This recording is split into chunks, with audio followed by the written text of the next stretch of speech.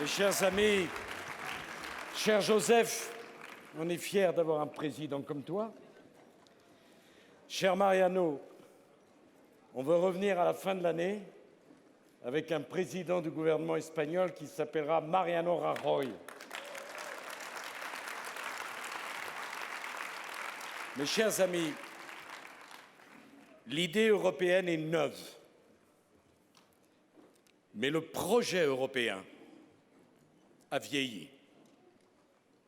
L'idée européenne est neuve, j'y ai toujours cru, j'y croirai jusqu'à la fin de ma vie.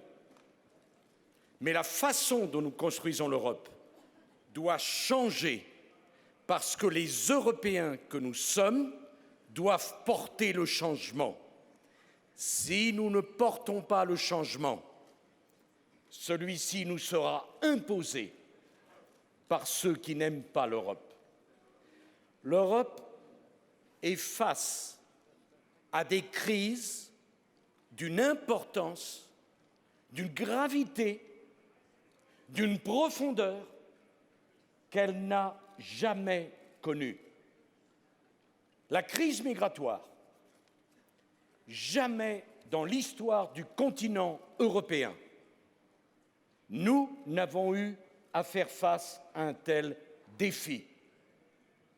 Nous ne pouvons pas répondre à ce défi avec le vieux Schengen, qui est dépassé, qui croule de tous les côtés. Nous devons répondre à ce défi avec la solidarité européenne d'Européens qui proposent un nouveau Schengen. Il ne peut pas y avoir de solidarité entre nous s'il n'y a pas une même politique de migration européenne. Nous devons avoir cette politique d'immigration européenne. Et cher Jean-Claude Juncker, mon ami, cher Donald, nous serons d'autant plus solidaires entre nous que nous aurons adopté les mêmes critères pour accueillir des réfugiés en Europe. Comment peut-on être solidaire si nous n'avons pas les mêmes critères? Crise économique sans précédent, notamment pour nous, les membres de la zone euro. Nous voulons une intégration économique plus forte. Nous voulons un gouvernement économique, des chefs d'État et de gouvernement qui se dotent d'une présidence. Parce que quand la crise souffle, c'est vers les chefs d'État et de gouvernement qu'on se tourne. Crise immense dans tous nos pays sans exception.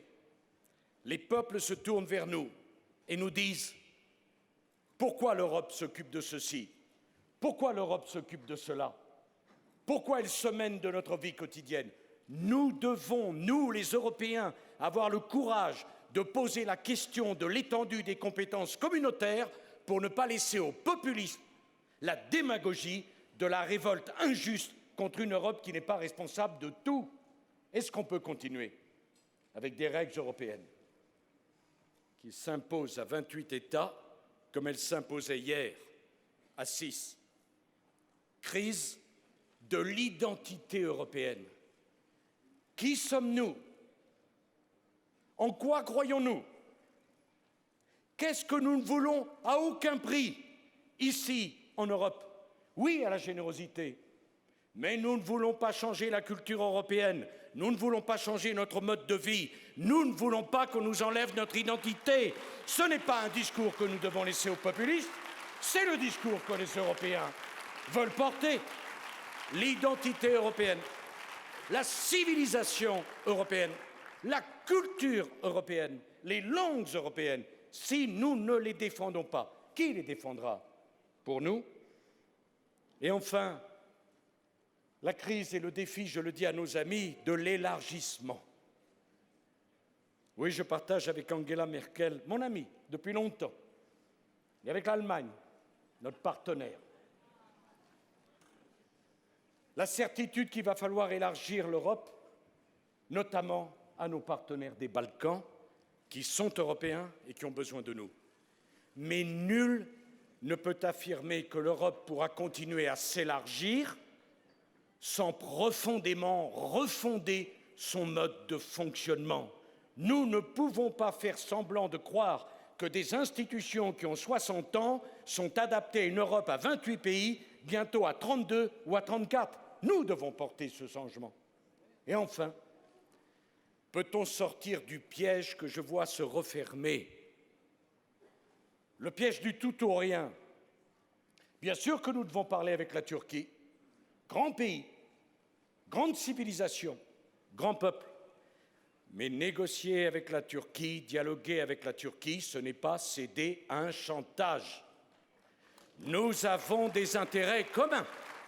Parlons-en. Mais l'adhésion à l'Europe n'est pas le produit d'un chantage. Il est la conclusion d'un idéal commun. Il nous faut donc d'urgence, cher Joseph, inventer un partenariat pour la Turquie aujourd'hui, qui ne sera pas l'adhésion et qui ne sera pas non plus le refus de la discussion. Il nous faut repenser nos relations avec la Russie, dont nous sommes les voisins et avec qui nous avons besoin d'un partenariat franc et stratégique. En fait, mes amis, c'est sur le PPE que reposera la grande responsabilité de quoi? Quel est le projet politique européen pour le XXIe siècle? Si nous ne le portons pas, si nous ne l'inventons pas, si nous ne l'écrivons pas, personne ne le fera à notre place. On doit être et on peut être pour l'Europe et pour sa refondation. Je vous remercie.